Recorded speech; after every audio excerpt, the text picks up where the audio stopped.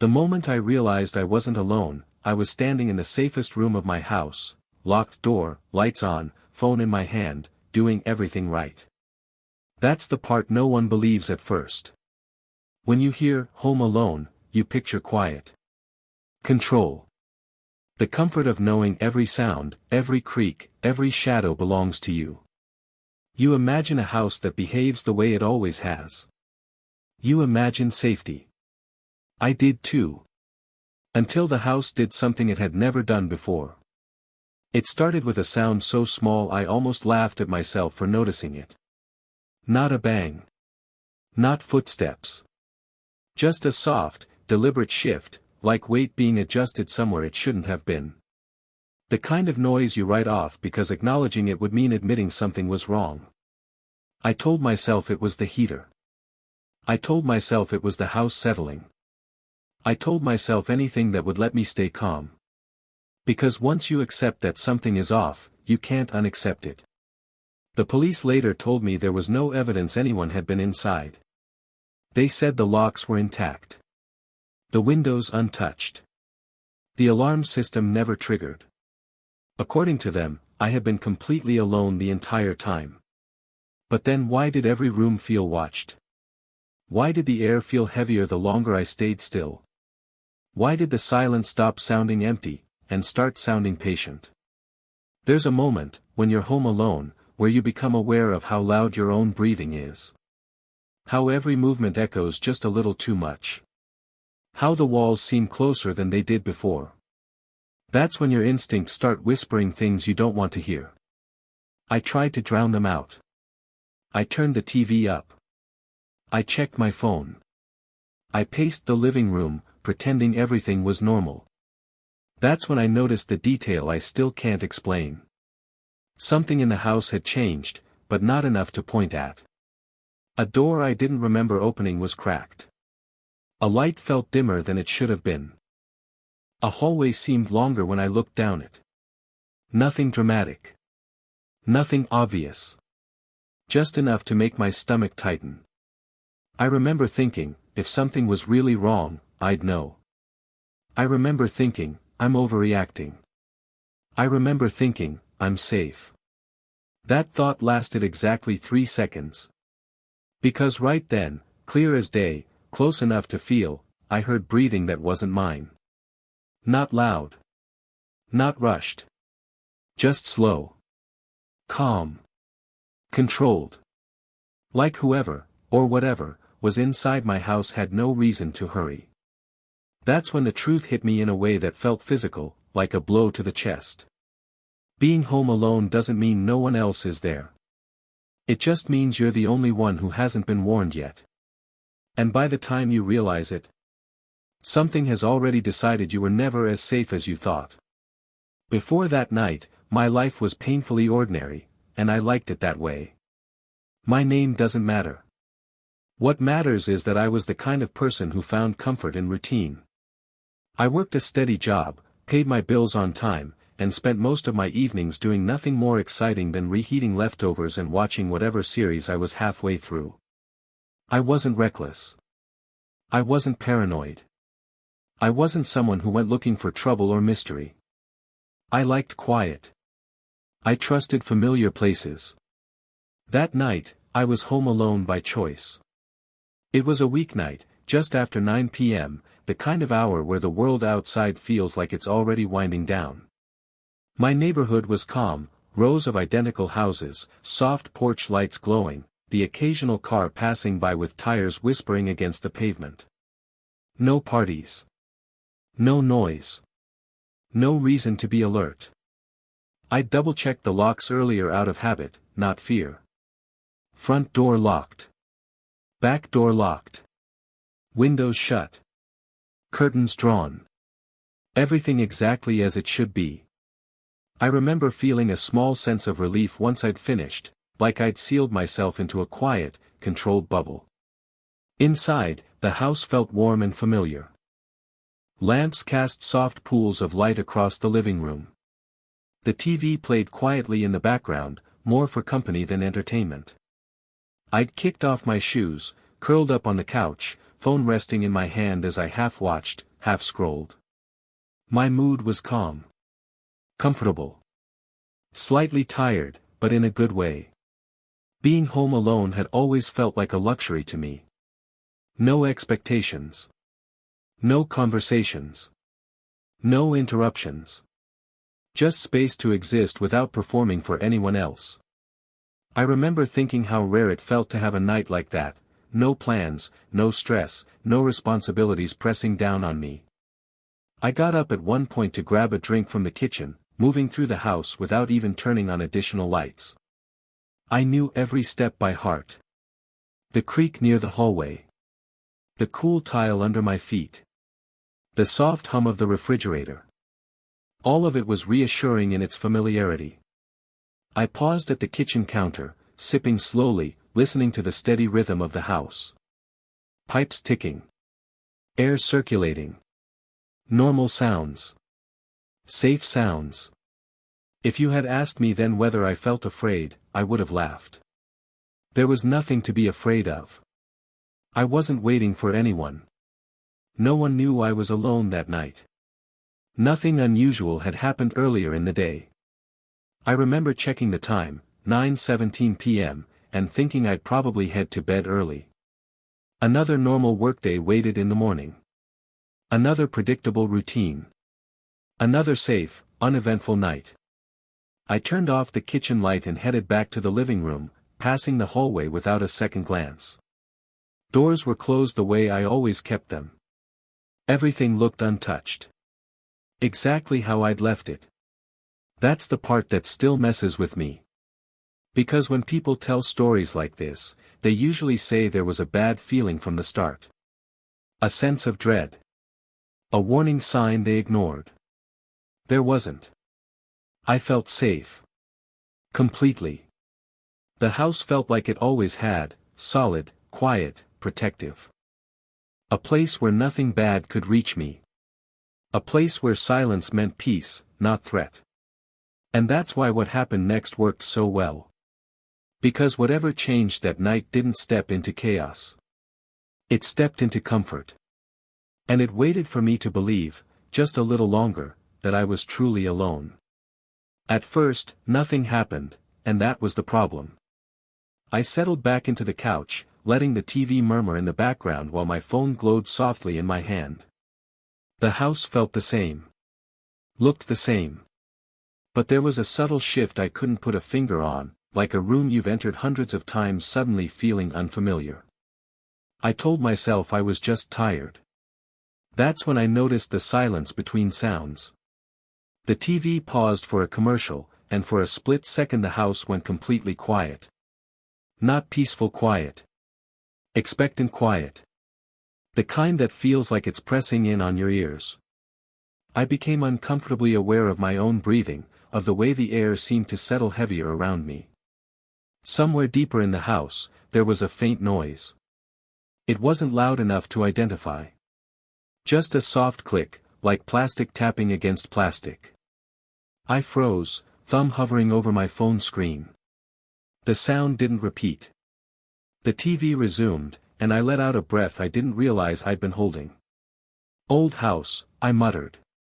I'd lived there long enough to know it made noises. Pipes cooled.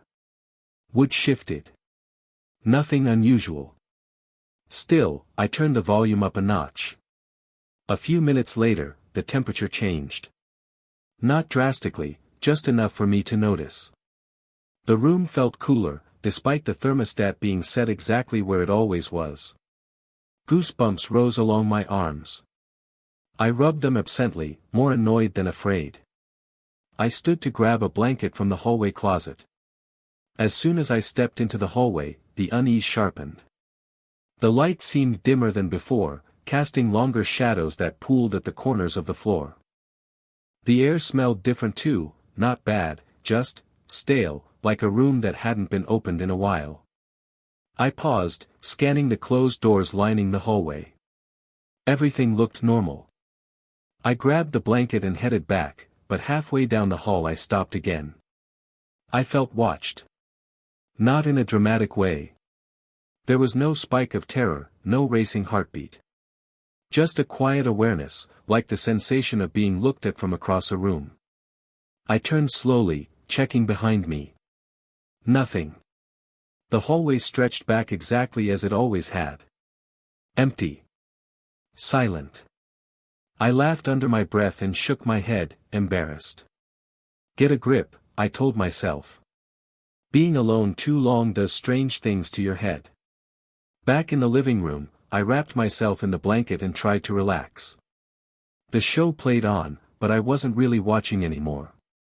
My attention kept drifting to the edges of the room, to the spaces the light didn't quite reach. Another sound.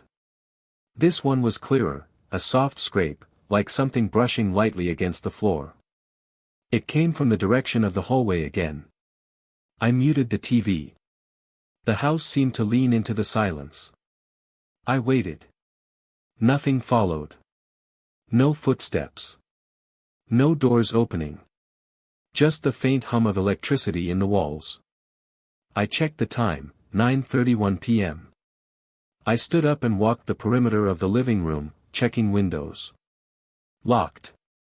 Curtains tight. I peered through a small gap, half expecting to see someone standing outside. There was no one. When I turned back into the room, I noticed something that made my stomach twist slightly. One of the hallway doors was open. Just a few inches. I stared at it, trying to remember if I'd left it that way earlier. I replayed my walk through the hall in my mind. The doors had been closed. I was sure of it. But certainty is a fragile thing when you're alone. I took a step toward it, then stopped. The feeling of being watched intensified, settling over me like a weight. Still, nothing happened. No movement. No sound. Just the sense that something in the house had shifted, quietly, deliberately, and was now waiting for me to notice it had been there all along. The moment the hallway light flickered, I knew I'd waited too long. It wasn't a dramatic blackout, just a brief stutter, like the house had blinked. The bulb dimmed, brightened, then dimmed again, leaving the hallway in a dull, sickly glow. The air changed instantly. It felt thicker, heavier, as if the room had lost oxygen. My chest tightened, and for the first time that night, fear stopped feeling abstract. I took a step toward the hallway door that was still cracked open. The floor creaked beneath my foot. From inside the room came a sound that didn't belong in any house. Breathing. Not the soft rush of air through vents. Not the echo of my own lungs. This was slow and deliberate, wet at the edges, like someone breathing through their mouth while trying not to be heard. I froze. The breathing stopped. The silence that followed was worse, too intentional, too aware. I realized then that whatever was inside that room had reacted to me. It wasn't random noise. It wasn't the house settling. It was listening. My heart slammed against my ribs as the hallway light dimmed further. Shadows stretched unnaturally along the walls, pulling away from their corners as if something unseen was blocking the light. I could feel pressure in my ears, a low hum vibrating through my teeth. Then the door moved. Not opening. Not closing.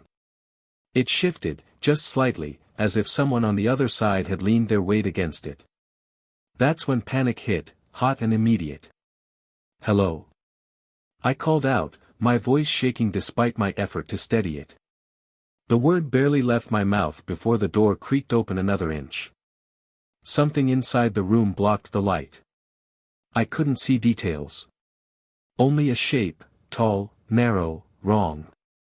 It didn't move like a person stepping forward. It unfolded, stretching upward, its outline bending where it shouldn't have. The darkness around it clung too closely, like it was part of the thing itself. The breathing returned. Closer. Louder. Every instinct screamed that this was no misunderstanding. No intruder I could reason with. No prank or coincidence. The air felt charged, hostile, like the space itself had turned against me. I backed away slowly, my heel bumping into the edge of the couch. The thing reacted. The shape surged forward, not running, not walking, but gliding across the floor without sound. The temperature dropped so fast my breath fogged in front of my face. Lights throughout the house flickered wildly, plunging rooms into darkness and dragging them back again. That's when I understood something that made my blood run cold.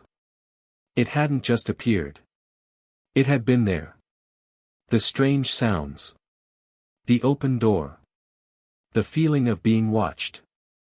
All of it hadn't been building toward its arrival, it had been building toward my awareness. I turned and ran.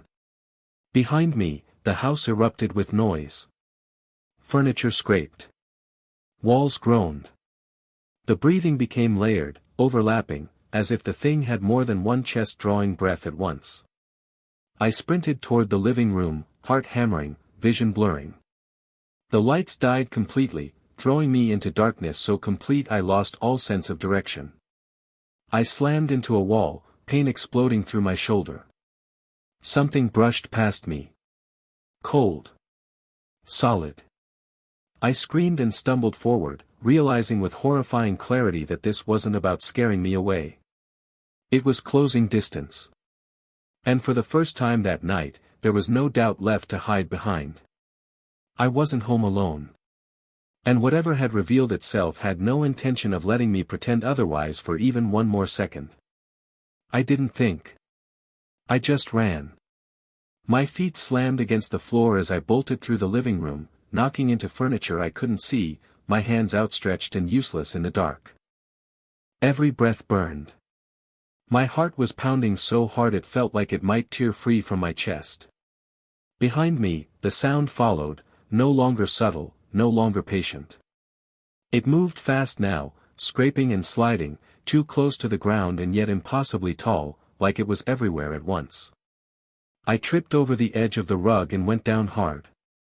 Pain exploded through my knees and palms, but adrenaline drowned it out. I rolled just as something heavy slammed into the space where my head had been a second earlier. The air rippled, as if whatever passed over me displaced more than just air. I crawled, then scrambled to my feet and sprinted toward the kitchen. The lights flickered back on for half a second, just long enough for me to see it. A shape unfolding from the hallway darkness, its limbs bending at angles that made my stomach twist. Its surface wasn't skin, not exactly, more like shadow stretched too thin, pulling itself forward with jerky, uneven movements. Where its face should have been, there was only depth. Endless, waiting depth. The lights went out again. I screamed and slammed into the kitchen counter, knocking drawers open as I fumbled blindly. A knife. Anything. My fingers brushed metal, then slipped as something slammed into the cabinet beside my head, denting it inward like it was made of foil. I ran again. The back door. I could feel it gaining on me now, pressure at my back, cold licking at my neck. The breathing was right behind my ear, layered and wet, and I knew if it touched me fully, I wouldn't get back up. I reached the door and yanked. Locked. My hands shook so badly I dropped the keys twice before finally jamming one into the lock. The door burst open and icy night air rushed in, sharp and real. I lunged forward. And something grabbed my wrist. The grip was wrong. Too many points of pressure. Too cold. My skin burned where it touched me. I screamed and twisted, throwing my weight backward. Then forward, ripping my arm free with a tearing sensation that made me sob out loud. I fell onto the porch and rolled down the steps. I hit the ground hard, knocking the breath from my lungs, stars exploding behind my eyes. I forced myself up anyway, legs barely working, and ran into the yard. The porch light flickered wildly behind me, casting frantic shadows across the grass. I glanced back once. The thing stood in the doorway, half inside, half outside, as if it couldn't, or wouldn't, cross fully into the open. Its shape rippled, edges trembling, breathing still slow and steady. Watching. I didn't stop running.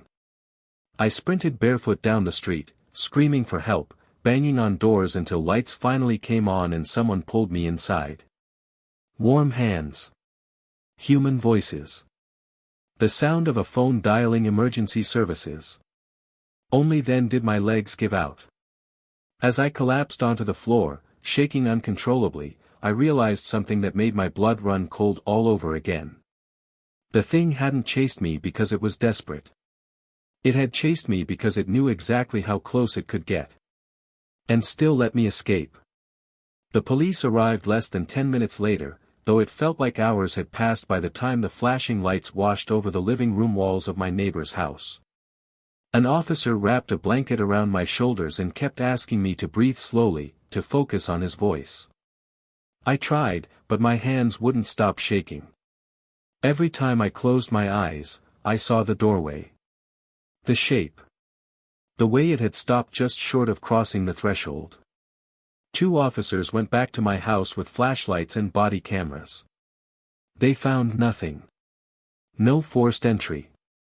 No broken locks. No signs of a struggle. The back door was still locked from the inside. The kitchen cabinets were intact. The hallway door was closed, exactly the way I'd left it before everything went wrong. They checked every room, every closet, every crawl space. Empty. When they asked me to explain what I'd seen, I could hear how it sounded even as I said it. The breathing. The shape. The grip on my wrist. One of the officers nodded politely, the way people do when they're listening but not believing. They did, however, notice the mark on my arm. A deep bruise had already formed around my wrist, dark and uneven, shaped like elongated fingers overlapping in places fingers shouldn't have fit. They took photos. They asked if I'd injured myself while falling. I didn't answer. I didn't go back into my house that night. I slept on my neighbor's couch, lights on, television playing quietly in the background. Every creak of the floor made my heart spike. Every shadow felt too sharp, too deep. I didn't sleep so much as drift in and out of shallow, panicked awareness. The next morning, sunlight made everything look harmless again. The house was quiet. Warm. Normal. Too normal. I walked through each room slowly, half expecting the air to change again, for the weight to return. Nothing did. But there were details that didn't fit. The rug in the hallway was damp, though it hadn't rained. The kitchen cabinet where something had struck was slightly bowed inward, the wood cracked just enough to feel under my fingers. The hallway door was warm. Not sun-warmed. Not from heating vents. Just, warm. I told myself it was stress. Shock. My brain trying to protect me by rewriting what happened. That's what the officer said when he followed up later that week. No evidence meant no incident. Case closed. I installed new locks. Cameras. Motion sensors. I stopped turning off the lights at night. I avoided that hallway entirely. Weeks passed. Then months. Nothing happened. Until one night, around 2:17 a.m., my phone buzzed with a motion alert. The camera facing the hallway had activated. I opened the feed and watched as the image froze for exactly 1 second. When it resumed, the hallway was empty, but the door at the end was open wider than I ever left it. I checked the logs. No record of movement. No system error. Just that missing second. I closed the app and sat in the dark, listening to my own breathing. Slowly, carefully, I stood and walked toward the hallway. The air felt heavier with every step. I stopped just short of the doorway. From inside the room, something exhaled. Slow. Patient. Like it had never left at all. Only waited long enough for me to believe I was safe again.